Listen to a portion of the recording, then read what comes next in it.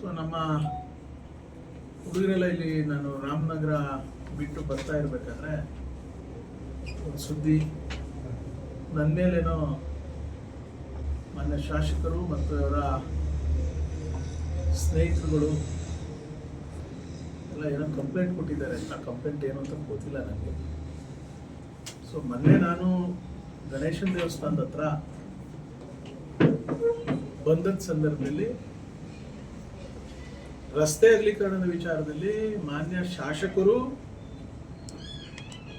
ಹಿಂದೆ ಇದ್ದಂಥ ಶಾಸಕರಾದಂಥ ಎ ಮಂಜುನಾಥ್ ಅವ್ರ ಬಗ್ಗೆ, ಹಿಂದೆ ಮಾಜಿ ಮಂತ್ರಿಗಳಾಗಿದ್ದಂಥ ರೇವಣ್ಣವ್ರ ಬಗ್ಗೆ ನಮ್ಮ ಹೆಸರನ್ನ ತೆಗೆದುಕೊಂಡಿದ್ದೋಸ್ಕರ ನಾನು ನಮ್ಮ ಮೇಲೆ ಕಪ್ಪು ಮಸಿನ ಬಳಿಲಿಕ್ಕೆ ಹೋಗ್ತೀರಿ, ನೀವಿರೋ ವಿಚಾರ ಮಾತಾಡಿ ಅಂತ ಅಲ್ಲಿ ನಾನು ಹೇಳಿದ್ದೇನೆ.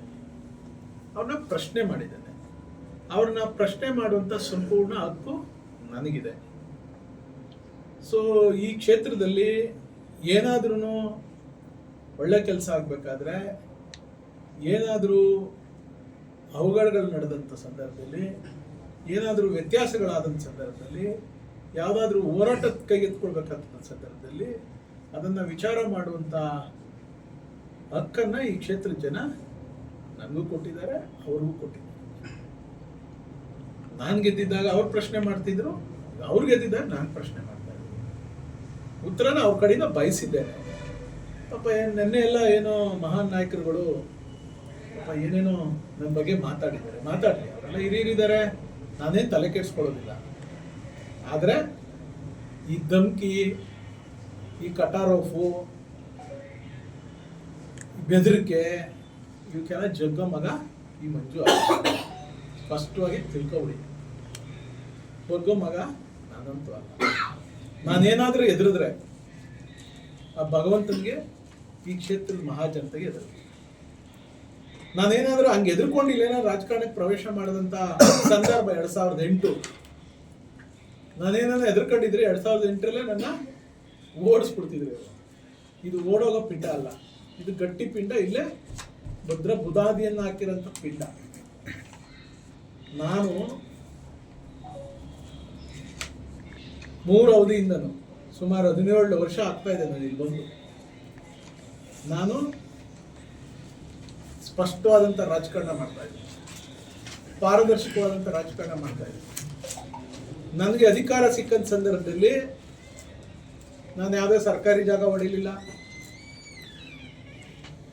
ಯಾವುದೇ ಗೋಮಾಳ ಹಾಕೊಡ್ಲಿಲ್ಲ, ಕಳ್ಬಿಲ್ ಮಾಡಿಸ್ಲಿಲ್ಲ, ಒಂದು ಸುಳ್ಳು ಹೇಳಲಿಲ್ಲ, ಒಂದು ಭ್ರಷ್ಟಾಚಾರ ಇಲ್ಲ, ಯಾರಿಗೋ ಮನೆ ಹಾಳು ಮಾಡುವಂಥ ಕೆಲಸ, ಕಂಪ್ಲೇಂಟ್ಗಳು ಕೊಟ್ಟು ಕೇಸ್ಗಳು ಹಾಕಿಸಿ ಮನೆ ಹಾಳು ಮಾಡೋ ಕೆಲಸ ನಾನು ಮಾಡಿಲ್ಲ. ನನಗೆ ಈ ಕ್ಷೇತ್ರದ ಬಗ್ಗೆ ಗೌರವ ಇದೆ. ಈ ಕ್ಷೇತ್ರದ ಜನ ಒಬ್ಬ ಬಡವ್ರ ಮಗನ್ನ MLA ಮಾಡಿದ್ದಾರೆ ಅನ್ನುವಂಥ ಒಂದು ಗೌರವ ಇದೆ. ಆ ಗೌರವದ ಹಿನ್ನೆಲೆಯಲ್ಲಿ ನಾನು ಇವತ್ತು ಕೆಲಸ ಮಾಡ್ಕೊಂಡು ಹೋಗ್ತಾ ಇದ್ದೀನಿ. ನನ್ನ ಜನ ಸೋಲಿಸಿರ್ಬೋದು, ಇವ್ರೇನೋ ಹೇಳ್ತಿದ್ರು 52,000 ಗೆದ್ದವ್ರು ಇವತ್ತು ಸೋಲ್ಸ್ಬಿಟ್ರು ಅಂತ. ನಾನು ಪಿತೂರಿ ರಾಜಕಾರಣ, ತಂತ್ರಗಾರಿಕೆ ರಾಜಕಾರಣ, ಕುತಂತ್ರ ರಾಜಕಾರಣ ಮಾಡಿದರೆ ನಾನು ಸೋಲಕ್ಕೆ ಇಲ್ಲ. ನಾನಿವತ್ತು ಟೆಕ್ನಿಕಲಿ ಸೋತಿರ್ಬೋದು, ನಾನೇನು ಸತ್ತಿಲ್ಲ. ಈ ಕ್ಷೇತ್ರದ ಪ್ರತಿಯೊಂದು ವಿಚಾರದಲ್ಲೂ ಧ್ವನಿ ಎತ್ತಿ ಮಾತಾಡುವಂಥ ಶಕ್ತಿ ಈ ಕ್ಷೇತ್ರದ ಜನ ಕೊಟ್ಟಿದ್ದಾರೆ. ನಾನು ಎಲ್ಲಿವರೆಗೂ ಈ ಜನ ನನ್ನ ಜೊತೆ ಉಳಿಸ್ಕೊಳ್ತಾರೆ ಅಲ್ಲಿವರೆಗೂ ನಾನು ಈ ಧ್ವನಿ ಎತ್ತೀನಿ. ನಮ್ಮ ಶಾಸಕರಿಗೆ ಗೌರವ ಕೊಡ್ತಿಲ್ಲ ಅಂತೇನೋ ಮಾತಾಡ್ತೀನಿ. ನೀವು ಹಿರಿಯರಿದ್ದೀರಿ, ನಿನ್ನೆ ಮಾತಾಡ್ದಂಥವ್ರು ಮಾನ್ಯ ನರಸಿಂಹಮೂರ್ತಿಯವರು ಹಿರಿಯರು.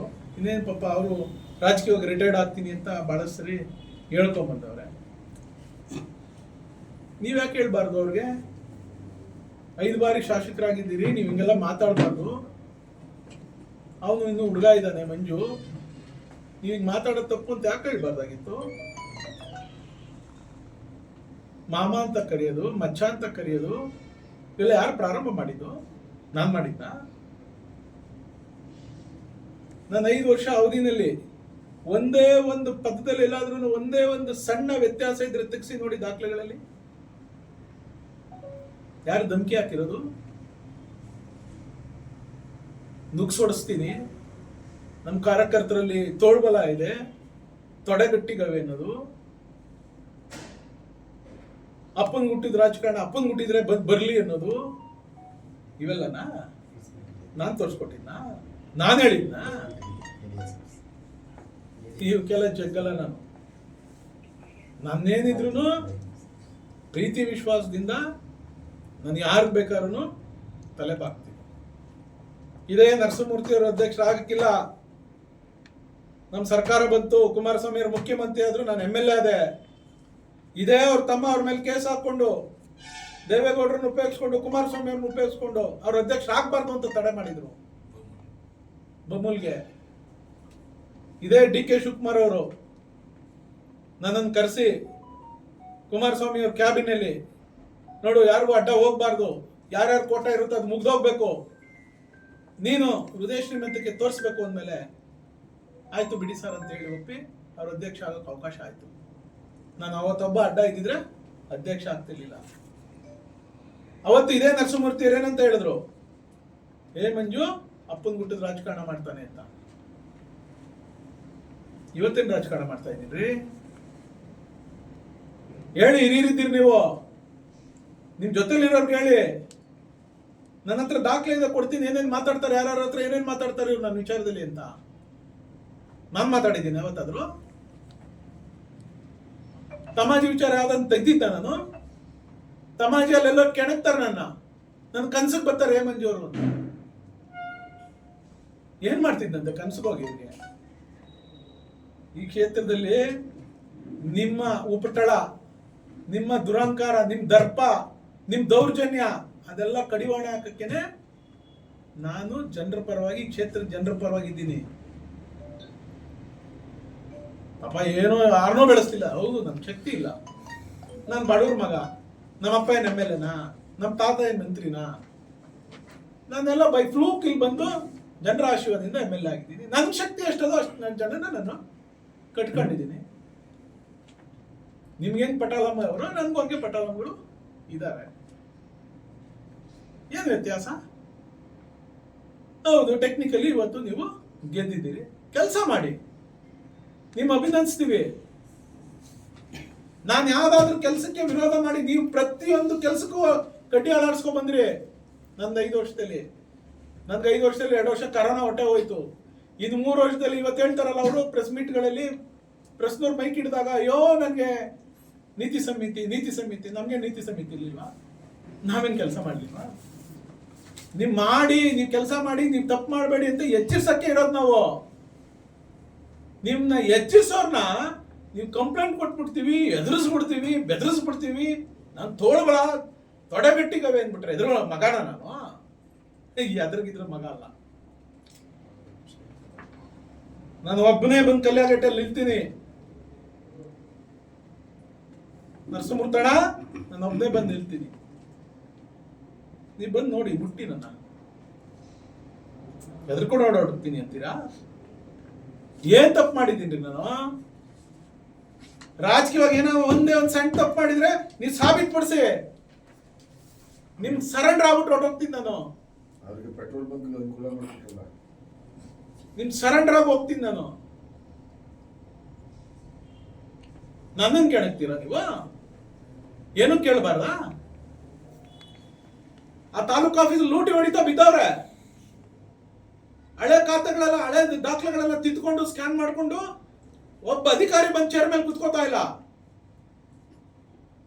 ಒಬ್ಬೊಬ್ಬ ಕೇಸ್ ವರ್ಕರ್ 15 ದಿವಸ 20 ದಿವಸ ರಜಾ ಕೊಟ್ಟು ಹೋಗ್ತಾವನೆ. ನಾವು ಫೋನ್ ಮಾಡಿದ್ರೆ ಯಾಕ್ರಿ ಅಂತ ಹೇಳಿದ್ರೆ, ಅಯ್ಯೋ ನಂಗೆ ಅದ್ ಮಾಡು, ಇದು ಮಾಡು, ಆ ಕೆಲಸ ಮಾಡು, ಇದು ಮಾಡು ಅಂತ ಹೇಳ್ತಾರೆ ಸರ್ ಅಂತ. ಇದು ಇವತ್ತು ತಾಲೂಕಲ್ಲಿ ನಡೀತಾ ಇರೋದು. ಇವತ್ತು ಸರ್ಕಾರ ಐತೆ, ತಾಲೂಕಲ್ಲಿ ಒಬ್ಬ ದಕ್ಷ ತಹಶೀಲ್ದಾರನ್ನ ಕರ್ಕೊಂಡ್ಬಂದು ಹಾಕ್ಸ್ಕೊಳಕ್ ಅವ್ರಿಗೆ ಶಕ್ತಿ ಇಲ್ಲ. ಯಾರೋ ಇದು ಗ್ರೇಡ್ 2 ತಹಶೀಲ್ದಾರನ್ನ ಇಟ್ಕೊಂಡು ಚಾರ್ಜ್ ಕೊಟ್ಬಿಟ್ಟು ಕೆಲಸ ಮಾಡಿಸ್ತಾ ಇದ್ದೀರಿ. ಆ ಆಸ್ಪತ್ರೆಯಲ್ಲಿ ಒಬ್ಬ ಒಳ್ಳೆ ಸರ್ಜನ್ ಹಾಕ್ಸ್ಕೊಂಡು ಅವ್ರ ಜವಾಬ್ದಾರಿ ಕೊಟ್ಟು ಕೆಲಸ ಮಾಡ್ಸಕ್ ಆಗ್ತಾ ಇಲ್ಲ ನಿಮ್ ಕೈಲಿ. ಆ ಆಸ್ಪತ್ರೆ ವ್ಯವಸ್ಥೆ ಹಂಗಾಗಿದೆ.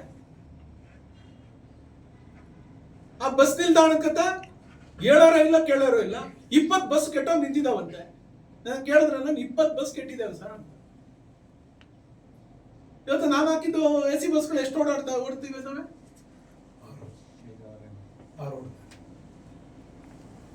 ನಾವ್ ಎಷ್ಟು ಹಾಕ್ಸಿದ್ದೋ ಬಸ್ಸು? ಇವತ್ತು ಎಲೆಕ್ಟ್ರಿಕ್ ಬಸ್ಸು ಹೇಳಿದ್ರಿ ಎಷ್ಟು ಓಡ್ತವೆ? ಕೇಳಬಾರ್ದ ಇವೆಲ್ಲ ನಾವು? ಕೇಳಿದ್ರೆ ನಿಮ್ಗೆ ಮೆಣಸಿನ್ಕಾಯಿ ಇಟ್ಕೊಂಡಂಗೆ ಆಗ್ಬಿಡ್ತದೆ. ನಾನು ಕೇಳಕ್ಕೆ ಇರೋದ್ರಿ, ನನ್ನ ಹಣೆಯಲ್ಲಿ ಏನಾದ್ರೂ ಈ ವಿಚಾರದಲ್ಲಿ ಇಲ್ಲೇ ಮಣ್ಣಾಗ್ಬೇಕು ಅಂದ್ರೆ ನಾನೇನು ತಲೆ ಕೆಡಿಸ್ಕೊಳ್ಳಲ್ಲ.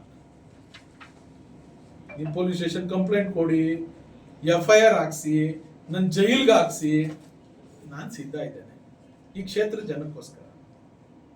ಈ ಕ್ಷೇತ್ರದ ಜನರ ಧ್ವನಿಯನ್ನ ಅಡಗಿಸ್ಲಿಕ್ಕೆ ನಿಮ್ ಯಾರ ಕೈದನು ಸಾಧ್ಯ ಇಲ್ಲ. ಬನ್ನಿ ಚರ್ಚೆಗೆ. ನನಗೂ ಎಲ್ಲ ನನ್ನ ಪಟಾಲಂಗಳಿದ್ರು, ನಮ್ಮ ಕಾರ್ಯಕರ್ತರಿದ್ರು, ಎಲ್ಲಾರನ್ನೂ ಕುಡಿಸ್ಬಿಟ್ಟು ಪ್ರೆಸ್ ಮೀಟ್ ಮಾಡಿಸ್ಬೋದಾಗಿತ್ತು. ಅದು ಒಬ್ಬ ಆಡಳಿತ ಮಾಡ್ತಾ ಇರ್ತಕ್ಕಂಥ ಶಾಸಕರಿಗೆ ಕೊಡೋ ಗೌರವ ಅಲ್ಲ.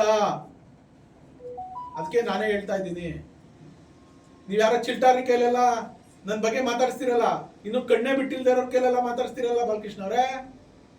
ನನ್ನ ಹತ್ರನು ಅವ್ರೆ ಮಗ ಒಂದು ಪ್ರೆಸ್ ಮೀಟ್ ಮಾಡೋದ್ರೆ ಮಾಡ್ತಾರೆ. ನಾನು ಅದು ನಿಮ್ಗೆ ಕೊಡುವಂತ ಗೌರವ ಅಲ್ಲ. ನನಗೇನಾದ್ರೂ ಅದರಿಂದ ಗೌರವ ಕಡಿಮೆ ಆಗ್ತದೆ ಅಂತ ನೀವು ಭಾವಿಸಿದ್ರೆ ಅದು ಮಂಜುಗೆ ಕಡಿಮೆ ಆಗಲ್ಲ, ಅದು ಬಾಲಕೃಷ್ಣ ಅವ್ರಿಗೆ ಗೌರವ ಕಡಿಮೆ ಆಗೋದು. ಯಾರೋ ಹುಡುಗರ ಕೈಯಲ್ಲಿ ಮಾತಾಡಿಸ್ಬಿಟ್ರೆ, ಒಬ್ಬ ಮಾಜಿ ಶಾಸಕನ ಬಗ್ಗೆ ಹಗುರವಾಗಿ ಮಾತಾಡ್ಬಿಟ್ರೆ ಗೌರವ ಕಡಿಮೆ ಆಗ್ತದೆ ಅಂತ ಏನಾದ್ರು ಭಾವಿಸಿದ್ರೆ ಅದು ನನ್ ಗೌರವ ಕಡಿಮೆ ಆಗಲ್ಲ, ನಿಮ್ ಗೌರವನೇ ಕಡಿಮೆ ಆಗ್ತದೆ. ಚರ್ಚೆ ಮಾಡಿ, ಅಭಿವೃದ್ಧಿ ಮಾಡಿ. ಹೌದು, ನಾನೇನ್ ಹೇಳ್ದೆ, ಗಣೇಶನ ದೇವಸ್ಥಾನ ಒಡಿಸ್ತಾ ಇದ್ದೀರಾ, ಒಡ್ಸಲ್ವಾ? ಒಡಿಸ್ಬೇಕಾದ್ರೆ ಏನ್ ಕಾರಣ, ಒಡಿಸದೇ ಇರೋಕೆ ಏನ್ ಕಾರಣ? ನನ್ನ ಅವಧಿನಲ್ಲಿ ಏನೇನಾಗಿತ್ತು, ನೀವು ಚರ್ಚೆಗೆ ಬನ್ನಿ ಅಂತ ಕರೆದಿದ್ದೀವಿ. ರೇವಣ್ಣವ್ರನ್ನು ಕರ್ಸನ, ಸಮಿತಿಯವರು ಇರ್ತಾರೆ, ಸಾರ್ವಜನಿಕರು ಇರ್ತಾರೆ. ತಪ್ಪೇನೆ ಮಾತಾಡಿದ್ದೀನಿ ನಾನು?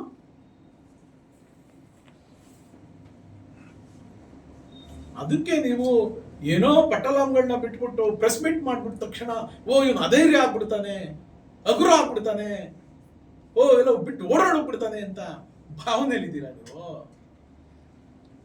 ಇದು ಆ ಭಾವನೆ ಕೆಲಸ ಅಲ್ಲ. ಇಲ್ಲಿ ಏನೇನಾಗಿದ್ದಾವೆ ಪ್ರತಿಯೊಂದು ಮಾಹಿತಿ ನನ್ನ ಹತ್ರ ಇದೆ.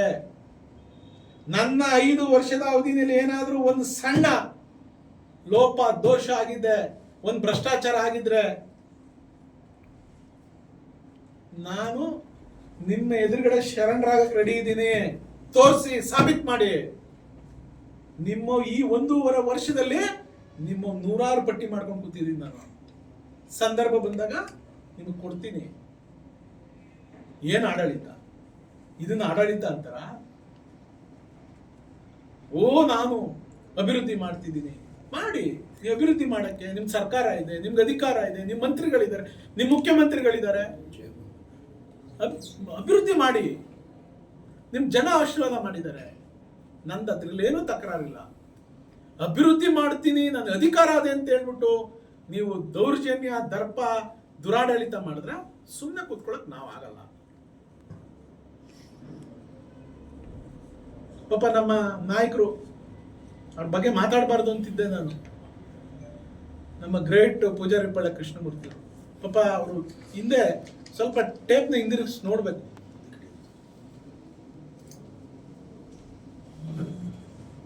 ನೋಡ್ಕೊಂಡ್ರೆ ಸರಿ ಹೋಗುತ್ತೆ. ಯಾರ್ಯಾರು ಬಗ್ಗೆ ಏನೇನ್ ಮಾತಾಡಿದ್ರು, ಏನೇನ್ ತೊಂದರೆ ಕೊಟ್ಟರು, ಅವ್ರಿಗೆ ಎಲ್ಲಿ ಕಳಿಸಿದ್ರು, ಎಲ್ಲಿ ಬೇಲ್ ತಗೊಂಡ್ರು, ಎಲ್ಲಿ ಕುತ್ಕೊಂಡಿದ್ರು, ಎಲ್ಲಿದ್ರು, ನಮ್ಮಿಂದ ಏನು ಅನ್ಯಾಯ ಆಗಿದೆ, ಸ್ವಲ್ಪ ರೀಕಾಲ್ ಮಾಡ್ಕೊಳ್ಳಿ. ಸ್ವಲ್ಪ ರೀಕಾಲ್ ಮಾಡ್ಕೊಂಡ್ರೆ ನಾನು ಇನ್ನೇನು ಹೇಳಕ್ ಹೋಗೋದಿಲ್ಲ ಅವ್ರಿಗೆ. ಸ್ವಲ್ಪ ರೀಕಾಲ್ ಮಾಡ್ಕೊಳ್ಳಿ. ಪಾಪ ಬಾಲಕೃಷ್ಣ ಅವ್ರ ಹತ್ರ ದುಡಿಮೆ ಮಾಡಿದವರು, ಬಾಲಕೃಷ್ಣ ಅವ್ರನ್ನ ಅವತ್ತಿಂದ ಕಟ್ಟಿದವರು, ಪಾರ್ಟಿ ಕಟ್ಟಿದವರು, ಅವ್ರು ಯಾವ ಪಕ್ಷಕ್ಕೆ ಹೋದ್ರು ಅವ್ರ ಹಿಂದೆ ಹೋದವರು ಬಹಳಷ್ಟು ಜನ ಇದ್ದಾರೆ. ಅವ್ರದ್ದೇನು ನಡೀತಿಲ್ಲ ಇವತ್ತು. ಮನೆ ಮಠ ಹಾಳು ಮಾಡಿಕೊಂಡು ಪಾರ್ಟಿ ಕಟ್ಟಿ ಅವ್ರ ಜೊತೆ ಇದ್ಕೊಂಡು ಅನ್ಯಾಯ ಇದ್ಕೊಂಡು ಇಲ್ಲ. ಎಲ್ಲಾ ಸಂದರ್ಭಕ್ಕೂ ಇಂಥವು ಇರ್ತಾವೆ. ಇವುಗಳನ್ನ ನಾವು ಅರ್ಥ ಮಾಡ್ಕೋಬೇಕಾಯ್ತದೆ, ಅವರು ಅರ್ಥ ಮಾಡ್ಕೋಬೇಕಾಯ್ತದೆ. ಅದು ಅವ್ರು ಬಿಟ್ಟು ವಿಚಾರ. ಇನ್ನೇನಿದ್ರೆ ಕೇಳಿ. ಗಣೇಶನ ದೇವಸ್ಥಾನ ನೆನ್ನೆ ಅವ್ರು ಯಾರೋ ಪಾಪ ಮಹಾನ್ ಲೀಡ್ರ್ ಒಬ್ರು ಹೇಳ್ತಿದ್ರಲ್ಲ, ಅದಕ್ಕೆ ನಮ್ಮ ಸತೀಶ್ ಅವ್ರು ಕೇಳಿದೆ ನಾನು, ಇಲ್ಲ ನಾನೇ ಹೇಳ್ತೀನಿ ಸರ್ ಅಂತ ಬಂದಿದ್ದಾರೆ. ನೀವು ಪ್ರಶ್ನೆ ಆದಮೇಲೆ ಅವರು ನಿಮ್ಗೆ ಉತ್ತರ ಕೊಡ್ತಾರೆ. ಹೇಮಾವತಿ 300 ಕೋಟಿ ಕಿಕ್ ಬ್ಯಾಕ್ ಅಲ್ಲಿ ಯಾವುದೇ ಉರುಳಿಲ್ಲ ಮಳವಳ್ಳಿ ಸುರೇಶ್. ಬಿಜೆಪಿ ಅವ್ರು 40% ಹೊಡಿತಾವ್ರೆ ಅಂತ ಆರೋಪ ಮಾಡಿದ್ರಲ್ಲ ಕಾಂಗ್ರೆಸ್ನವರು, ಎಲ್ಲಿದೆ ದಾಖಲೆ? ಇವರೊಬ್ರು ಗುತ್ತಿಗೆದಾರರು, ಮೊದಲೆಷ್ಟು ಕೊಡ್ತಿದ್ರು ಇವಾಗ ಎಷ್ಟು ಕೊಡ್ತಾರಂತೆ ವಾಪಸ್ ಕಿಕ್ ಬ್ಯಾಕ್. ಇವರು ಸುರೇಶ್ ಅವ್ರು ಗುತ್ತಿಗೆದಾರಲ್ವಾ, ಎಷ್ಟು ಕೊಡ್ತಾವ್ರಂತೆ ಗುತ್ತಿಗೆ ತರಕ್ಕೆ ಎಷ್ಟು ಕೊಡ್ತಾವ್ರಂತೆ? ಅವ್ರು ಕೇಳ್ತಾ ಇರೋದು LOC ಗೆ ಎಷ್ಟು ಉರುಳಿಲ್ಲ ಕೊಡ್ತಾರೆ ಅಂತೇಳಿ. ಹಾ? ನಿಮ್ಮ ಆರೋಪದಲ್ಲಿ ಉರುಳಿಲ್ಲ ಅಂತೇಳಿ. ಅದನ್ನ ನಾನ್ ಮಾಡಿರೋದು ಯಾರಿಗೆ ಆರೋಪ ಮಾಡಿದ್ದೀನಿ? ಸುರೇಶ್ ಅವ್ರಿಗೆ ಆರೋಪ ಮಾಡಿದ್ದೀನ? ಇಲ್ಲಲ್ಲ. ಯಾರು ಮಾಡಿದ್ರು ಅವ್ರು ಕೇಳಿದ್ರೆ ಅವ್ರಿಗೆ ನಾನು ಕೊಡ್ತಿದ್ದ ದಾಖಲೆ. ಪಾಪ ಈಗ ಪಾಪ ಅಧ್ಯಕ್ಷರಾದವ್ರೆ, ಅಧ್ಯಕ್ಷರು ಕೆಲಸ ಮಾಡ್ಲಿ, ಅವರು ಒಳ್ಳೇದಾಗ್ಲಿ.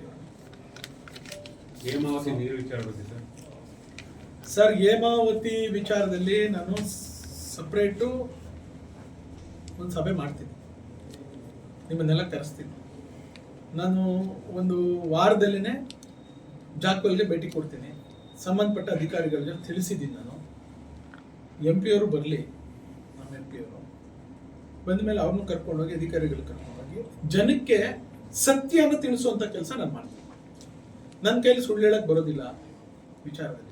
ಯಾಕೆಂದ್ರೆ ನಾವು ಸಾರ್ವಜನಿಕ ಬದುಕಿನಲ್ಲಿರೋರು. ಒಂದ್ಸರಿ ಏನಾದರೂ ಸುಳ್ಳು ಹೇಳಿದ್ರೆ ನಾಳೆ ನೀವೇ ಪ್ರಶ್ನೆ ಮಾಡ್ತೀರಿ, ಹಿಂಗೆ ಹೇಳಿದ್ರೆ ಹಿಂಗೆ ಹೇಳಿದ್ರೆ. ನಾನು ಅವತ್ತಿಂದ ಏನು ಹೇಳ್ಕೊಂಡ್ ಬಂದಿದ್ದೀನಿ ನಿಮ್ಗೆಲ್ಲ ಗೊತ್ತಿದೆ. ನಾನು ಪ್ರಾರಂಭದ ದಿವಸದಿಂದ ನಾನು ರೇವಣ್ಣವರು ಇದನ್ನ ಚಾಲನೆ ಕೊಟ್ಟು, ಅವತ್ತು DK ಸುರೇಶ್ ಅವರು ನಮ್ಮ ಜೊತೆಲಿದ್ದಾಗ ಇದಕ್ಕೆ ಅವ್ರ ಸಹಕಾರದೊಂದಿಗೆ ಏನು ಪ್ರಾರಂಭ ಮಾಡಿದ್ವಿ, ಅವತ್ತಿಂದ ನಾವು ಏನು ಮಾಡ್ಕೊಂಡ್ ಬಂದ್ವಿ. ನಂತರ ಸರ್ಕಾರ ಬದಲಾದ ಸಂದರ್ಭದಲ್ಲಿ ಕುಮಾರಸ್ವಾಮಿ ಅವರು ಮುಖ್ಯಮಂತ್ರಿಗಳಾಗಿದ್ದಾಗ ಏನೋ ನಾವು ಅನುದಾನ ತೆಗೆದುಕೊಂಡ್ವಿ. ನಂತರ ಯಡಿಯೂರಪ್ಪನವ್ರು ಮುಖ್ಯಮಂತ್ರಿ ಆಗಿದ್ದಾಗ ಏನೋ ಅನುದಾನ ತೆಗೆದುಕೊಂಡು ಇವೆಲ್ಲನೂ ನಾವು ಮಾಡ್ಕೊಂಡು ಬಂದಿದ್ವಿ. ಅದೆಲ್ಲ ಸತ್ಯ ಹೇಳ್ತೀನಿ. ಪಾಪ ಇವ್ರಿಗೇನು ಗೊತ್ತಿಲ್ಲ ಬಿಡಿ. ನಮ್ಮ ಪ್ರಾಜೆಕ್ಟ್ಗೂ, ಶ್ರೀರಂಗ ಲಿಫ್ಟ್ ಇರಿಗೇಷನ್ಗೂ, ಶ್ರೀರಂಗ ಕುಡಿಯ ನೀರ ಯೋಜನೆ 83 ಕೆರೆಗಳನ್ನ 87 ಕೆರೆ ತುಂಬಿಸುವಂತ ಯೋಜನೆಗೂ ಬಾಲಕೃಷ್ಣ ಅವ್ರಿಗೆ ಏನೂ ಗೊತ್ತಿಲ್ಲ. ಪಾಪ ಅವ್ರಿಗೇನೋ ಮಕ್ಕಿ ಹೇಳ್ತಾರೆ, ಏನೋ ಪರ್ಮಿಷನ್ ತಗೊಂಡಿರುವಂತೆ. ಪರ್ಮಿಷನ್ ತಗೊಂಡ್ರೆ ಕೆಲಸನೇ ಶುರು ಮಾಡೋಕ್ಕಾಗಲ್ಲ. ಅವರು ಇವಾಗ ರೋಡ್ ಕಟ್ ಮಾಡೋಕ್ಕೆ ರೈಲ್ವೇದು, ನ್ಯಾಷನಲ್ ಹೈವೇದು, ಫಾರೆಸ್ಟ್ನದು ಆನ್ಲೈನ್ ಪರ್ಮಿಷನ್ ಇವಾಗ ತಗೊಂಡಿದ್ದಾರೆ. ಆಫ್ಲೈನ್ ಅವಾಗೆ ಪ್ರಾರಂಭ ಮಾಡೋಕ್ಕೆ ಮುಂಚೆನೇ ಆಫ್ಲೈನ್ದು ಅವ್ರು ಪಾಪ ತೆಗೆಸ್ ನೋಡ್ಬೇಕು. ಅವ್ರಿಗೆ ಗೊತ್ತಿಲ್ಲ, ಏನೋ ಹೇಳ್ತಾರೆ. ಚರ್ಚೆಗೆ ಅಂತ ಕರಿತಿದ್ರು, ಬೇಕಾದ್ರೆ ಚರ್ಚೆಗೆ ಬಂದಾಗ ನಾನು ಮಾತಾಡ್ತೀನಿ.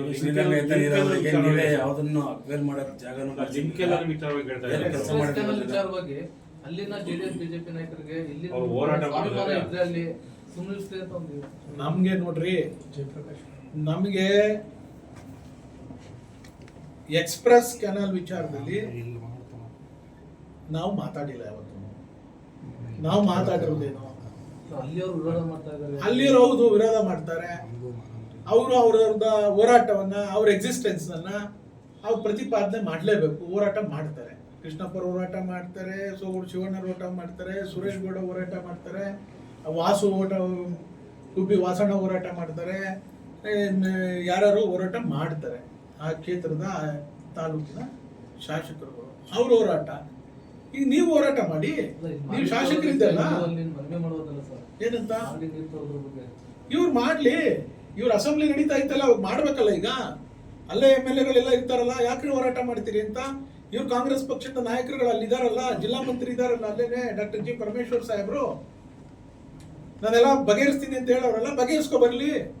MP ಅವ್ರಿಗೂ ಮಾಗಡಿ ಜನತೆನೂ ಕೂಡ MP ಡಾಕ್ಟರ್ ಮಂಜುನಾಥ್ ಅವರಿಗೆ ಮಾಗಡಿ ನುಡಿಗಲ್ಲು ಎಲ್ಲಾ ವಿಚಾರಕ್ಕೂ MP ಅವ್ರಿಗೂ ಜವಾಬ್ದಾರಿ ಇದೆ, ನಮಗೂ ಜವಾಬ್ದಾರಿ ಇದೆ. ನಾವು ಏನನ್ನ ನಿರ್ವಹಿಸಬೇಕು ಅಂತ ಹೇಳಿ ನಾವು ಪ್ಲಾನ್ ಮಾಡ್ಕೊಂಡಿದೀವಿ, ಅದ್ರ ಪ್ರಕಾರ ಮಾಡ್ತೀವಿ. ನಿಮ್ಮನ್ನು ಕರಿತೀವಿ ಅವತ್ತು.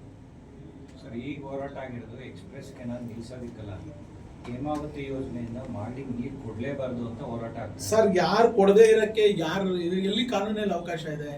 ನಾವೆಲ್ಲ ಕಾನೂನು ಮಾಡಿಸಿದೀವಿ. ಅವತ್ತು ಮಾಗಡಿಗೆ ವಾಟರ್ ಅಲೋಕೇಶನ್ ಮಾಡಿಸ್ಕೊಂಡ್ ಬಂದಿದ್ದೀವಿ. 6.4 TMC ಆಲ್ಮೋಸ್ಟ್ 3/4 TMC ನೀರನ್ನ ಅವತ್ತೇ ಅಲೋಕೇಶನ್ ಮಾಡಿಸಿದ್ದೀನಿ. ಅವತ್ತೇ ವಿರೋಧ ಮಾಡಿದ್ರು TB ಜಯಚಂದ್ರ ಅವರು ಕ್ಯಾಬಿನೆಟ್ ಅಲ್ಲಿ, ಕೊಡಬಾರ್ದು ಅಂತೇಳಿ. ಅವತ್ತು ನಾವು ಹೋರಾಟ ಮಾಡಿ ನೀರನ್ನ ಅಲಾಟ್ ಮಾಡಿಸ್ಕೊಂಡಿದ್ದೀವಿ. ಅವತ್ತೇನಿಲ್ವಾ? ಕಡ್ತಾ ಇಲ್ವಾ? ಸುಮ್ನೆ ಅಲಾಟ್ಮೆಂಟ್ ಅಂತೇಳಿ ಪೇಪರಲ್ಲಿ ಬಂದ್ಬಿಡಕ್ಕಾಗುತ್ತಾ? ಸಭೆ ನಡೀತಿದೆ, ಟೆಕ್ನಿಕಲ್ ಕಮಿಟಿ ಒಪಿನಿಯನ್ ತಗೊಂಡಿದ್ದಾರೆ, ವೇಯಬಲ್ ಇದೆ, ಇಲ್ಲಿ ಕುಡಿಯೋ ನೀರಿಗೆ ಕೆರೆ ತುಂಬಿಸ್ಬೇಕು ಅಂತೇಳಿ ಅವತ್ತು ಆ ಯೋಜನೆಯನ್ನು ಅನುಷ್ಠಾನ ಮಾಡಿದ್ದಾಗಿದೆ. ಆ ಯೋಜನೆಗೆ ಕ್ಯಾಬಿನೆಟ್ ಅಪ್ರೂವಲ್ ಆಗಿದೆ, ವಾಟರ್ ಲೊಕೇಶನ್ ಆಗಿದೆ, ಟೆಂಡರ್ ಆಗಿದೆ, DPR ಆಗಿದೆ, ಟೆಂಡರ್ ಆಗಿದೆ. ಟೆಂಡರ್ ಆದ್ಮೇಲೆ ಕೆಲಸ ನಡೆದಿದೆ, ಪಂಪ್ ಹೌಸ್ ಕಟ್ಟಿದ್ದೀವಿ, ರೈಸಿಂಗ್ ಮೇನ್ ಮಾಡಿದ್ದೀವಿ. ಇವಾಗ ಅಲ್ಲಿಂದ ಜಾಗದಲ್ಲಿ ನೀರು ಬರ್ತಾ ಇದೆ, ಈಗ ನೀರು ಇದೆ ಆಲ್ರೆಡಿ ಅಲ್ಲಿ. ಅಲ್ಲಿಂದ ನಾವು ಟ್ರಯಲ್ ರನ್ ಮಾಡಿ ಅಂತೇಳಿ ನನ್ನ ಸರ್ಕಾರ ನಾನು ಅಧಿಕಾರದಲ್ಲಿದ್ದಾಗ ಶುರು ಮಾಡಿಸಿದ್ದು. ಸ್ವಲ್ಪ ಏನೋ ಟೆಕ್ನಿಕಲ್ ಇಶ್ಯೂ ಆದಾಗ ಡಿಲೇ ಆಯಿತು, ಇವಾಗೆಲ್ಲ ಮಾಡ್ಕೊಂಡಿದ್ದಾರೆ. ಟ್ರಯಲ್ ನಾನು ಹೇಳಿದ್ದೀನಿ ರೈಸಿಂಗ್ ಮೇನ್ ಆನ್ ಮಾಡಿ ಅಂತ. ರೈಸಿಂಗ್ ಮೇನ್ ಆನ್ ಮಾಡಿದ್ರೆ ಕೆರೆಗಳು ತುಂಬ್ತವೆ, ಕಾಲುವೆಗಳಲ್ಲಿ ನೀರು ಇರ್ತವೆ, ತುಂಬ್ತವೆ. ಡಿಸ್ಟ್ರಿಬ್ಯೂಷನ್ ಲೈನ್ ಏನಿದೆ ಅದನ್ನ ನಂತರ ಮಾಡಿ ಅಂತ ಹೇಳ್ತಾ ಇದ್ದೀವಿ. ತುಮಕೂರ್ಗಾಗಿರೋ ಇದರಲ್ಲಿ ಅಲೋಕೇಶನ್ ಅಲ್ಲಿ ಮಾಗಡಿಗೆ ಕೊಡೋ ಇದೇ ಇಲ್ಲ, ಇವರು ಬೇಕಂತ DK ಶಿವಕುಮಾರ್ ತಗೊಂಡೋಗಿದ್ದಾರೆ, ರಾಮನಗರಕ್ಕೆ ತಗೊಂಡೋಗ್ತಾ ಇದ್ದಾರೆ ಅಂತ. ನೋಡಿ ಸರ್, ಇದು ತಪ್ಪು ಗ್ರಹಿಕೆ. ರಾಮನಗರಕ್ಕೆ ನಾವು ನೀರು ತಗೊಂಡು ಹೋಗೋದಿಲ್ಲ. ಮಾಗಡಿ ತಾಲೂಕಿಗೆ ಅದರಲ್ಲೂ 17 ಕೆರೆ ಉತ್ತರದುರ್ಗ ಹೋಬಳಿ ಬಿಟ್ಟು ಮಿಕ್ಕಿದ ಕೆರೆಗಳು ಮಾತ್ರ ನಮ್ಮ ಸುಮಾರು 60 ಕೆರೆಗಳು ಮಾಗಡಿ 83 ಸರ್, 83. ಎಕ್ಸ್ಪ್ರೆಸ್ ಕೆನಾಲ್ಗೂ ಈ ಒಂದು ನೀರಾವರಿ ಯೋಜನೆ ನೋಡಿ, ಎಕ್ಸ್ಪ್ರೆಸ್ ಕೆನಾಲ್ ಕುಣಿಗಲ್ಗೆ ಮಾಡ್ಕೊಂಡ್ ಬರ್ತಾ ಇರೋದು ಅವ್ರು ಇರಿಗೇಷನ್ ನೀರು ತಗೊಳಕ್ಕೆ, ಅವ್ರಿಗೆ ಹಕ್ಕಿದೆ, ಅವ್ರು ಬೇಸಾಯಕ್ಕೆ ನೀರು ತಗೋಬಹುದು, ತಗೊಳ್ಳಿ, ನಮ್ದೇನ್ ತಕರಾರಿಲ್ಲ. ನಮ್ಗೇನಿಲ್ಲ ಕುಡಿಯೋ ನೀರು ಕೆರೆ ತುಂಬಿಸಕ್ ಕೊಡೋದು, ನಮ್ಗೆಲ್ಲೂ ಬೇಸಾಯಕ್ಕೆ ಕೊಡಿ ಅಂತ ಹೇಳಿ ಕಾನೂನಲ್ಲಿ ಇಲ್ಲ. ಸೊ ಕುಡಿಯೋ ನೀರು ತಡೆಯಕ್ಕೆ ಯಾರಿಗೂ ಶಕ್ತಿ ಇಲ್ಲ, ಯಾರಿಗೂ ಅಧಿಕಾರ ಇಲ್ಲ. ಎಲ್ಲಿಂದ ಎಲ್ಲಿ ಬೇಕಾದ್ರೂ ಕುಡಿಯೋ ನೀರನ್ನ ನಾನು ತೆಗೆದುಕೊಂಡು ಹೋಗ್ಬೋದು. ಅದಕ್ಕೆ ನಿಂತದೆ ಅಂತ ನಿಯಮ ಇಲ್ಲ. ಆ ನಿಯಮ ಇದ್ರೆ ತೋರಿಸ್ಲಿ. ಈಗ ನಮ್ಮ ಕಾವೇರಿ ಬೇಸನ್ ನೀರನ್ನ ಕೃಷ್ಣಾ ಬೇಸಿನ್ಗೆ ಮಡಕ್ಸಿರೋವರೆಗೂ ತಗೊಂಡೋಗೋರೆ. ಅದಂಗೆ ತಗೊಂಡೋದ್ರು, ಕುಡಿಯೋ ನೀರಿಗೆ ತಗೊಂಡೋಗೋರು, ಕೆರೆ ತುಂಬಿಸ್ಕೊಂಡವ್ರೆ.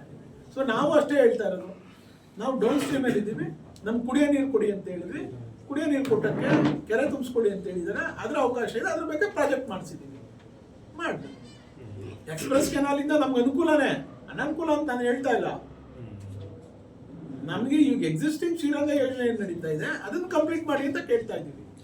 ನೀರು ಯಾವಾಗ ಮಾನ್ಸೂನ್ನಲ್ಲಿ ನೀರು ಬರುತ್ತೆ ಅವಾಗ ನೀರು ತುಂಬಿಸ್ಕೊಳ್ತೀವಿ. ಇಷ್ಟು ಯೋಜನೆ ಇದು. ನಿಮ್ಗೆಲ್ಲ ಸವಿಸ್ತಾರವಾಗಿ ನಿಮ್ಗೆ ಕನ್ಫ್ಯೂಷನ್ ಇದೆ, ಸವಿಸ್ತಾರವಾಗಿ ನಾನು ಸ್ಪಾಟಲ್ಲಿ ಕರ್ಕೊಂಡು ತೋರಿಸಿ ಹೇಳಿಸ್ತೀನಿ. MP ಅವರು ಪಾರ್ಲಿಮೆಂಟ್ ಮುಗಿಸ್ಕೊಂಡು ಬರಲಿ. ಗಣೇಶನ್ ವಿಚಾರ, ದೇವಸ್ಥಾನ ವಿಚಾರ ನಿಮ್ಮ ಅವಧಿಯಲ್ಲಿ ಏನಾಗಿತ್ತು ಅಂತ ಸ್ಪಷ್ಟವಾಗಿ ನೀವು ಹೇಳಿದ್ದಾರೆ ಸರ್. ನೋಡಿ, ಇದು DPR ಆಗಿದ್ದು 2014-15ರಲ್ಲಿ. ನಂತರ 18ರಲ್ಲಿ ನಮ್ಮ ಚುನಾವಣೆ ಆಗಿ ನಾವು ಗೆದ್ವಿ. ಮಾನ್ಯ ರೇವಣ್ಣವರು ಮಂತ್ರಿಗಳಾದ್ಮೇಲೆ ಈ ಯೋಜನೆನ ಕೈ ಬಿಟ್ಬಿಟ್ಟಿದ್ರು. ಇದು ಗೋವಾ ರಸ್ತೆ ಮತ್ತೆ ಧಾರವಾಡದಿಂದ ಗೋವಾ ರಸ್ತೆಗೆ ಈ ಅನುದಾನ ಚೇಂಜ್ ಆಗ್ಬಿಟ್ಟಿತ್ತು. ಆ ರಸ್ತೆ ಮಾಡೋದು ಅನುದಾನ ಅಂದ್ರೆ ಈ ಪ್ರಾಜೆಕ್ಟ್ನ ಕೇಶಿಪ್ನ ಅಲ್ಲಿ ಮಾಡಬೇಕು. ರೇವಣ್ಣವರು ಮಂತ್ರಿಗಳಿದ್ದ ಸಂದರ್ಭದಲ್ಲಿ ರೇವಣ್ಣವ್ರನ್ನ ವಿನಂತಿ ಮಾಡಿ, ರೇವಣ್ಣವ್ರಿಗೆ ಏನು ಅಂತ ಅಂದ್ರೆ ಅವರಲ್ಲೂ ಕೂಡ ಅವ್ರ ಹಾಸನ ಎಚ್ ಡಿ ರೇವಣ್ಣವ್ರ ಮಂತ್ರಿಗಳಿದ್ದಾಗ PWD ಮಂತ್ರಿ ಅವರ ನಮ್ಮ ಇದು ಸೋಮವಾರಪೇಟೆವರೆಗೂ ಹೋಗೋದ್ರಿಂದ ಆ ಭಾಗಕ್ಕೂ ಅನುಕೂಲ ಆಗ್ತದೆ, ಈ ರಸ್ತೆ ಆಗ್ಬೇಕು ಅಂತೇಳಿ ಅವರು ಕೂಡ ಶ್ರಮ ಹಾಕಿ ಸುಮಾರು 1750 ಕೋಟಿ ರೂಪಾಯಿ ಟೋಟಲ್ ಪ್ರಾಜೆಕ್ಟ್, ಟೋಟಲ್ ಕಾಸ್ಟ್ 500 ಚಿಲ್ಲರೆ ಕೋಟಿ ನಮ್ಮ ನೈಸ್ ರೋಡಿಂದ ಮಾಗಡಿವರೆಗೂ, ಮಾಗಡಿಯಿಂದ ಟು ನಮ್ಮ ಬಾರ್ಡ್ರ್ವರೆಗೂ ಏನು ಯೋಜನೆ ಮಾಡಿದ್ದಾರೆ.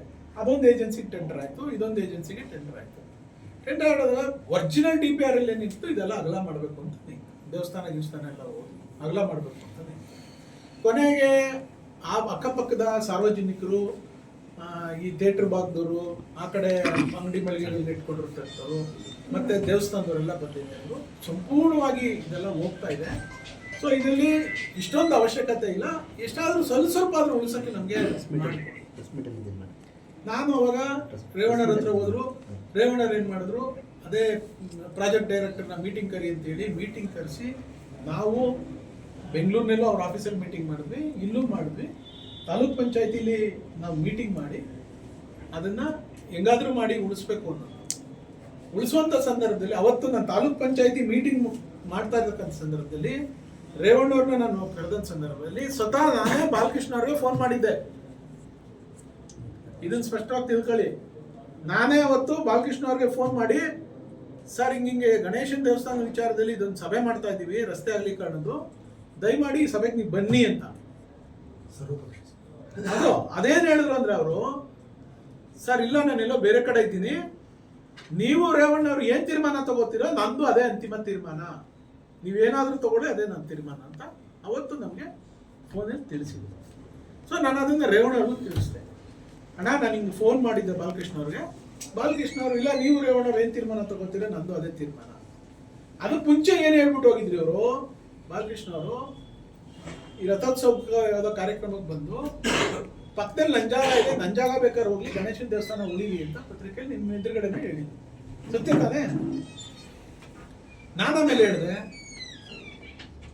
ಈಗ ಆಯ್ತು ಅವ್ರ ಜಾಗ ಹೋಗೋದಾದ್ರೆ ಇದು ದೇವಸ್ಥಾನ ಉಳಿಸ್ಕೋಬೇಕಾದ್ರೆ ಯಾವ ರೀತಿ ಪ್ಲಾನ್ ಮಾಡಬೇಕು ಅಂತ ನಾವೆಲ್ಲೋ ಕೂತ್ಕೊಂಡು ಮಾತಾಡೋದಲ್ಲ, ಸ್ಪಾಟಲ್ಲಿ ಮಾತಾಡಬೇಕು ಅಂತೇಳಿ ಅವತ್ತು ಸಭೆಯಲ್ಲಿ ಕರೆದಿದ್ದೆ. ಆ ಸಭೆಗೆ ಬರಲಿಲ್ಲ ಅವ್ರು ಏನು ಹೇಳಿದ್ರು, ನೀವು ನಿರ್ಧಾರ ತಗೊಳ್ಳಿ.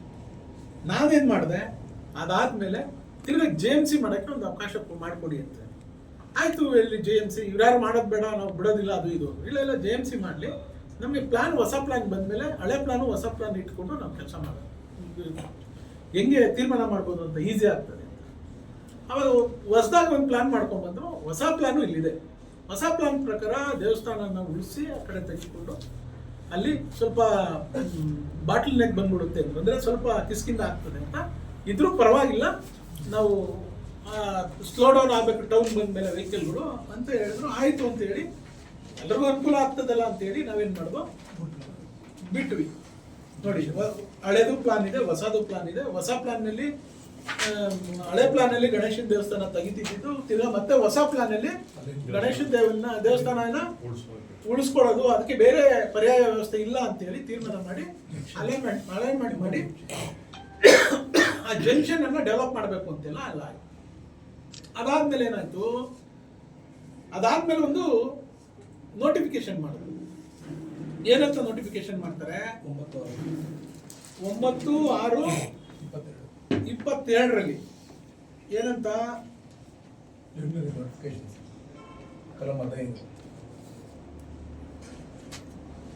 ಇದರಲ್ಲಿ ನಮಗೆ ಗಣೇಶನ ದೇವಸ್ಥಾನಕ್ಕೆ ಪರ್ಯಾಯ ಇದಿಲ್ಲ, ಜಾಗ ಇದ್ದಿರೋ ಕಾರಣ ನಾವೇನ್ ಮಾಡಿದ್ದೀವಿ, ಇದನ್ನ ಕೈ ಬಿಟ್ಟಿದ್ದೀವಿ ಅಂತೇಳಿ JMC ಅಂತೇಳಿ 23ರಲ್ಲಿ ಮಾಡಿದ್ರು. ಇದು 22 ನೋಟಿಫಿಕೇಶನ್. ಇದರಲ್ಲಿ ಸ್ವಲ್ಪ ಜಾಗ ತಗೊಳ್ತೀವಿ ಅಂತ ಬಂತು, ಸ್ವಲ್ಪ ಜಾಗ ಇದ್ರಲ್ಲಿ ತೆಗಿತೀವಿ ಅಂತ. ಅದಾದ್ಮೇಲೆ ನಮ್ದು ರೀಕನ್ಸಲೇಷನ್ ಮಾಡಿದ್ರು, 23ಕ್ಕೆ ಮಾಡಿದ್ರು. ಅದಾದ್ಮೇಲೆ ನನಗೆ 23 ನಾನು ಸೋತಿದ್ದೆ. ಆಮೇಲೆ ಆದ್ಮೇಲೆ ಅದೇನೋ ಮಾಡಲಿ ಅಂತೇಳಿ ನಾನು ಇದ್ರ ಬಗ್ಗೆ ಏನು ತಲೆ ಕೆಡಿಸ್ಕೊಂಡಿಲ್ಲ. ಇವರು ಗಣೇಶನ ದೇವಸ್ಥಾನನ ಸರ್ಕಲ್ನ ಡೆವಲಪ್ಮೆಂಟ್ ಮಾಡಬೇಕು, ಹೊಸ ಹಳೆ ಪ್ರಾಜೆಕ್ಟ್ ಪ್ರಕಾರ ಮಾಡಬೇಕು ಅಂತ ಇವ್ರು ಹೇಳ್ಬೇಕಲ್ವಾ.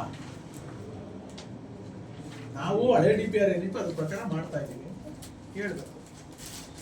ಇಲ್ಲ ರೇವಣ್ಣವರು ಮಂಜುವರು ಮಾಡಿಸಿದ್ದು ನಮ್ದೇನಿಲ್ಲ, ಇದನ್ನೆಲ್ಲ ತೆಗಿಯಕ್ಕೆ ಇದನ್ನೆಲ್ಲ ಮಾಡಿ ಇವ್ರ ಅನುಯಾಯಿಗಳನ್ನೇ ಹೇಳ್ಕೊಂಬಂದ್ರು. ಯಾರಿಗೋ ಸಹಾಯ ಮಾಡಕ್ಕೆ ಮಂಜು ಅವರು ಇಲ್ಲಿ ಮಾಡಿಸ್ಬಿಟ್ಟವ್ರೆ, ಅದು ಮಾಡಿಸ್ಬಿಟ್ಟವ್ರೆ. ಇವರೇ ಹೋರಾಟ ಮಾಡ್ಕೊಂಬಂದ್ರು ಗಣೇಶನ ದೇವಸ್ಥಾನ ಉಳಿಸ್ಬೇಕು ಅಂತ. ನಂದೇನಿದೆ ಇವ್ರ ಪಾತ್ರ. ಸರ್ ಅವತ್ತು ಮೀಟಿಂಗ್ ಕರೆದ್ರಲ್ವ ತಾಲೂಕ್ ಪಂಚಾಯತ್, ಅಲ್ಲೇನು ಡಿಸೈಡ್ ಆಯಿತು? ಅಲ್ಲಿ ಡಿಸೈಡ್ ಆಯಿತು, ಯಾರಿಗೂ ತೊಂದರೆ ಆಗದಾಗ ರಸ್ತೆ ಮಾಡಬೇಕು ಅಂತ ಅಷ್ಟೇ ಆಗಿತ್ತು. ಅದ್ರ ಪ್ರಕಾರನೇ JMC ಮಾಡಿಸಿದ್ವಿ.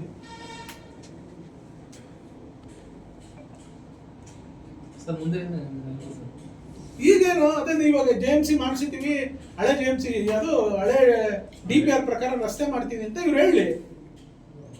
ಇಲ್ಲಪ್ಪ ನಾನು ಉಳಿಸ್ಬೇಕು ಅನ್ನೋದಿದ್ರೆ ಮನಸ್ಸಲ್ಲಿದ್ರೆ ಉಳಿಸ್ಲಿ, ನಮ್ದೇನೆ ತಕರಾರು. ಧಾರ್ಮಿಕ ವಿಚಾರ ಇಟ್ಕೊಂಡು ಅಭಿವೃದ್ಧಿಗೆ ಬಳಸ್ತಾ ಇದ್ದೀರಾ, ಆಮೇಲೆ ಬೆಂಕಿ ಹಚ್ಚೋ ಕೆಲಸ ಮಾಡ್ತಾ ಇದ್ದೀರಾ ಕಾರ್ಯಕರ್ತರ ನಡುವೆ. ನಾನು ಆಯ್ತು ನೋಡೋಣ ಇದು ಎಲ್ಲಿಗೋಗಿ ನಿಲ್ಲುತ್ತೆ. ಅವತ್ತೇನ್ ಮಾಡಿದ್ರು ಇವರು, ಅವತ್ತು ಅಡ್ಡಿಪಡಿಸ್ಲಿಲ್ವ ಇವರು? ನನ್ನ ಜೀವಮಾನದಲ್ಲೇ ನನ್ನ ರಕ್ತದ ಕಣದಲ್ಲಿ ವಿರೋಧ ಅನ್ನೋದೇ ಇಲ್ಲ ರೀ. ನಾನು ಎಲ್ಲರ ಹತ್ರನೂ ಕಾಂಪ್ರ. ಅವತ್ತೂ ಇವ್ರಿಗೆ ನಾವು ಹೇಳ್ಬೋದಾಗಿತ್ತು, ನಾವೇನು ಹೇಳಲಿಲ್ಲ. ಆಯ್ತು, ನಮಗೇನು ಕ್ಷೇತ್ರದ ಜನ, ಕ್ಷೇತ್ರದ ಸಮಸ್ಯೆ, ಒಂದೊಂದು ಪ್ರಾಜೆಕ್ಟ್ ಬರ್ತವೆ. ನೀವು ವಿರೋಧ ಮಾಡಿಸಿದ್ರಪ್ಪ, ನಮ್ಮ ಇಂಡಸ್ಟ್ರಿ ಏನೇನ ಅದು ಅಭಿವೃದ್ಧಿ ಅಲ್ವಾ? ನೀವ್ಯಾಕೆ ಮಾಡಿದ್ರಿ? ಆ ಥರ ಒಂದೇ ಒಂದು ಯೋಚನೆ ತಗೊಬನ್ನಿ. ಈಗ ನಾಳೆ ಅದನ್ನು ಹೇಳ್ತಾರೆ, ಆ ಭಾಗದ ರೈತರು ಹೋದ್ರೆ ನಂದೇನಿಲ್ಲ ಮಂಜುದು ಹೋಗಿ ಕೇಳ್ಕೊಳ್ಳಿ ಅಂತ. ಇದು ನನಗೆ ಗೊತ್ತಿದೆ. ನೀವು ನಿಮ್ಗೆ ಶಕ್ತಿ ಇದೆ, ನಿಮ್ಮ ಕೈಲಿ ಪೆನ್ನು ಪೇಪರ್ ಇದೆ. ಇವತ್ತು ನೀವೇನ ಈ ಸಹಾಯ ಮಾಡಬೇಕು, ಅಲ್ಲಿ ದೇವಸ್ಥಾನಕ್ಕೆ ಸಹಾಯ ಮಾಡಬೇಕು, ಜಾಗದಲ್ಲಿ ಸಹಾಯ ಮಾಡಬೇಕು ಅಂದ್ರೆ ಮಾಡಕ್ಕಾಯ್ತಿರೋ ಮಾಡಿ. ಮಾಡಿಲ್ಲ ಅಂದ್ರೆ ಮಾಡೋಕ್ಕಾಗಲ್ಲ, ನನಗೆ ಮಾಡಿಸ್ತಾ ಇದ್ದಂತ ಧೈರ್ಯ ಬಂದು ಹೇಳ್ರಿ. ಧೈರ್ಯ ಇಲ್ವ ನಿಮ್ಗೆ? ಗಣೇಶನ ದೇವಸ್ಥಾನ ಮುಂದೆ ನಿಂತ್ಕೊಂಡು ಹೇಳಕ್ಕೆ ಬೇರೆಯವ್ರ ಕೈಲಿ ಧಮಕಿ ಕೊಡಿಸ್ಬೇಕಾ ನೀವು? ನಮ್ಗೆ ನರಸಿಂಹಮೂರ್ತಿ ಕೃಷ್ಣಮೂರ್ತಿಯವ್ರ ಕೈಲಿ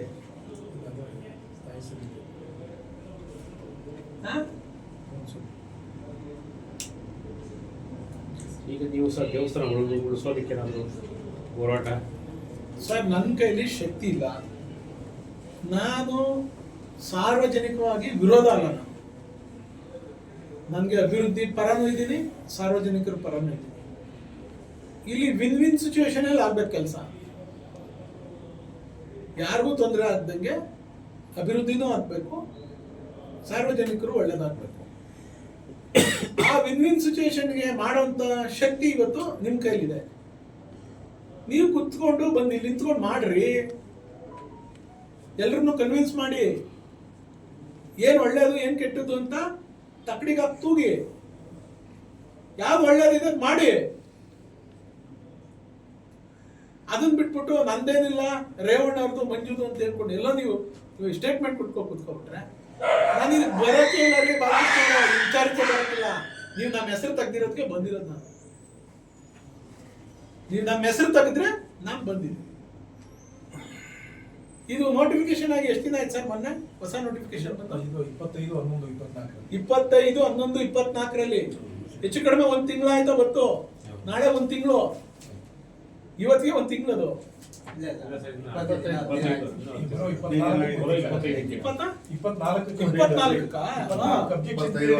ಆಯ್ತು. ಅಲ್ಲಿ ಯಾವ ತರ ನಾನು ಮಾತಾಡಿದ್ದೀನ? ಮಾತಾಡ್ಲಿಲ್ಲ. 15 ದಿನ ಆಗಿದೆ. ಅವ್ರಾರು ಶೆಟ್ರುಗಳೆಲ್ಲ ಹೋದ್ರಂತೆ, ನಂದೇನಿಲ್ಲಪ್ಪ ಅಲ್ಲ ಮಂಜುದು ಹಳೆ ಮೇಲೆ ಮಾಡ್ಬಿಟ್ಟು ಹೊಟ್ಟೋಗವ್ರೆ, ಅವ್ನು ಕೇಳ್ಕೋಗ್ರಪ್ಪ ಅನ್ನೋದು. ಇನ್ಯಾರೋ ಹೋದ್ರೆ ರೇವಣ್ಣ ಮಂಜುನ ಸೇರ್ ಮಾಡ್ಬಿಟ್ಟವ್ರಿ, ನಮ್ದೇನಿಲ್ಲ ಅನ್ನೋದು. ದೇವಸ್ಥಾನದವ್ರು ಹೋದ್ರೆ ನಮ್ದೇನಿಲ್ಲ ರೀ, ನೀವು ಹೋಗಿ ಎಲ್ಲ ನೋಡಿದೀನಿ ಹೋಗ್ರಿ ಅನ್ನೋದು. ಇದಾ ಒಬ್ರು ಶಾಸಕರು ಮಾತಾಡುವಂಥದ್ದು?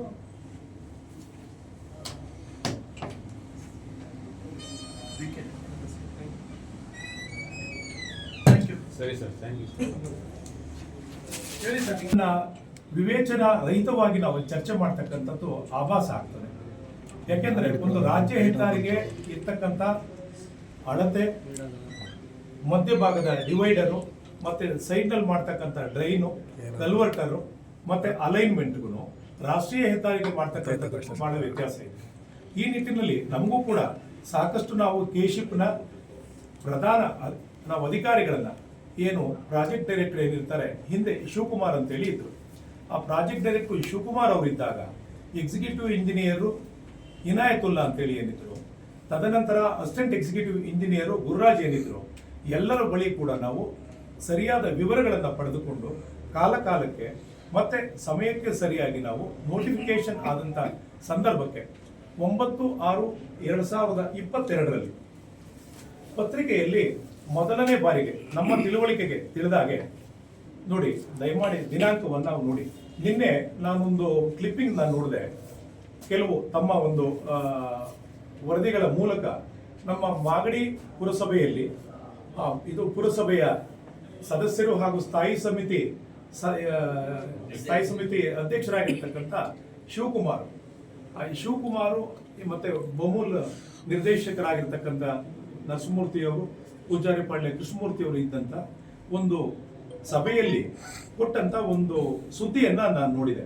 ಆ ಸುದ್ದಿಯಲ್ಲಿ ಶಿವಕುಮಾರ್ ಅವರು ಮಾತಾಡದಂತ ಅಂಶಗಳನ್ನು ನಾನು ಗಮನಿಸಿದಾಗ ಯಾವುದೇ ಈ ಅಂಕಿ ಅಂಶಗಳನ್ನು, ಕಾಗದ ಪತ್ರಗಳನ್ನು ಮತ್ತು ಅಧಿಸೂಚನೆಗಳನ್ನು ಮತ್ತು ಅಂತಿಮ ಘೋಷಣೆ ಯಾವ ಕಲಂನಡಿಯಲ್ಲಿ ಬರ್ತದೆ, ನಾವು ತಿಳುವಳಿಕೆ ಇಲ್ಲದೆ ಮಾತಾಡಿದ್ರೆ ಹಾಸ್ಯಾಸ್ಪದಕ್ಕೆ ಗುರಿಯಾಗ್ತೀವಿ ಅನ್ನೋದಕ್ಕೆ ನಿನ್ನೆ ನಾನು ಕಂಡಂತ ವಿಡಿಯೋ ಕ್ಲಿಪ್ಪಿಂಗು ಮತ್ತು ಅವ್ರು ಕೊಟ್ಟಂತ ಹೇಳಿಕೆನೆ ಕಾರಣ ಆಗ್ತದೆ.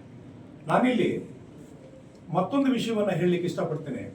ರಾಜಕೀಯದ ಕೆಸರೆರ ಚಾಟ ಎಲ್ಲಿವರೆಗೂ ಬಂದಿದೆ ಅಂದ್ರೆ, ಒಂದು ಧಾರ್ಮಿಕ ಭಾವನೆ ಏನು ಜನರಲ್ಲಿ ಇರ್ತಕ್ಕಂಥ ಧಾರ್ಮಿಕ ಭಾವನೆಯನ್ನ ಕೂಡ ಬದಿಗೊತ್ತಿ ಅಲ್ಲಿ ವೈಯಕ್ತಿಕ ದ್ವೇಷಗಳನ್ನ, ವೈಯಕ್ತಿಕ ಒಂದು ಟೀಕೆ ಟಿಪ್ಪಣಿಗಳನ್ನ ಮಾಡುವ ಹಂತಕ್ಕೆ ಬಂದಿದೆ ಅಂದ್ರೆ, ನಾವು ಏನು ನಮ್ಮನ್ನ ಒಂದು ಶಕ್ತಿ ನಮ್ಮನ್ನೆಲ್ಲ ಆಳ್ತಾ ಇದೆ, ನಮ್ಮನ್ನೆಲ್ಲ ನಡೆಸ್ತಾ ಇದೆ, ನಾವೇನಿವತ್ತು ಜೀವಂತವಾಗಿದ್ದೇವೆ, ಅದನ್ನ ಮೀರಿ ಮಾತಾಡ್ತಕ್ಕಂಥ ಮಟ್ಟಕ್ಕೆ ನಾವು ಹೋಗೋ ಪರಿಸ್ಥಿತಿ ನಿನ್ನೆ ಆ ವಿಡಿಯೋ ಕ್ಲಿಪ್ಪಿಂಗ್ ಅಲ್ಲಿ ಆ ಶಿವಕುಮಾರ್ ಅವರು ಮಾತಾಡಿದಾಗ ನಾನು ನೋಡಿದೆ.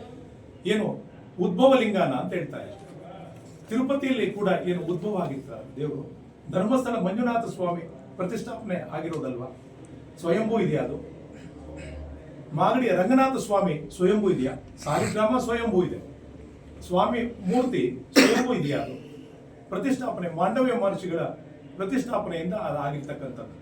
ಯಾವುದೇ ದೇವಾಲಯವನ್ನ ನೀವು ತಿರುವಣ್ಣಾಮಲೆಗೆ ಹೋಗಿ, ನೀವು ಹೆಸರಾಂತ ಯಾವುದೇ ದೇವಾಲಯಗಳಿಗೆ ಹೋಗಿ, ಯಾವುದೋ ಒಂದು ಸಂದರ್ಭದಲ್ಲಿ ಋಷಿ ಮುನಿಗಳು, ಹಿಂದೆ ರಾಜ ಮಹಾರಾಜರು, ಈಗಿನ ಕಾಲಕ್ಕೆ ಜನಪ್ರತಿನಿಧಿಗಳು ಮಾಡಿರ್ತಕ್ಕಂಥ ಪ್ರತಿಷ್ಠಾಪನೆ ಆಗಿರುತ್ತೆ ಹೊರತು ಕೆಲವು ಸ್ವಯಂಭೂ ಇರ್ತಕ್ಕಂಥ ಜಾಗಗಳಲ್ಲಿ ಇರ್ತಕ್ಕಂಥದ್ದಾಗಿದೆ.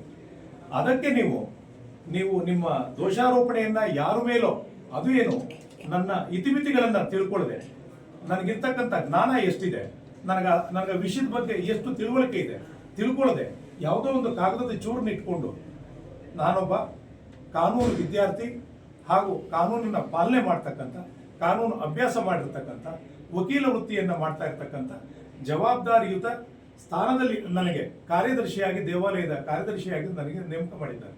ಕಳೆದ 26 ವರ್ಷಗಳಿಂದ ಕಾರ್ಯದರ್ಶಿ ಸ್ಥಾನ ನಿರ್ವಹಿಸ್ತಾ ಬಂದಿದ್ದೇನೆ ಎಲ್ಲರ ಸಹಕಾರದಿಂದಾಗಿ.